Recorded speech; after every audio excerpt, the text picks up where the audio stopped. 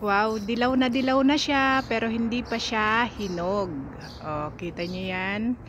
Hindi pa 'yan hinog. Dilaw lang ang kulay. Ayan, may nag-umpisa na. Ayan, may nag-umpisa na siya dito, oh.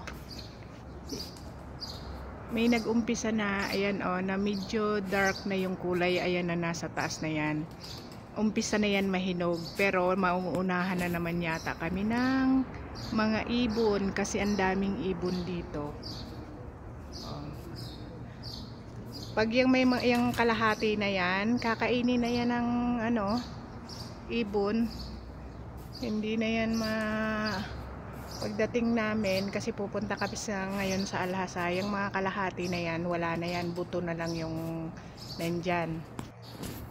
Sabi ko kasi lagyan ng net, ayaw naman ng amo ko, hayaan lang daw, hati na lang daw sila ng ibon. Ayan, oh. Ayan, oh, kinuha ko doon sa taas, inakyat ko.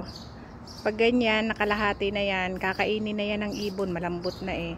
Pero pag kinain mo siya, okay naman. Ito nga lang, kalahati hindi mo pa makakain, mapakla siya. Hindi kagaya nung isa na lahat. Pag ganito nag-umpisa na, lahat pwede mo nang makain. Ayan, oh.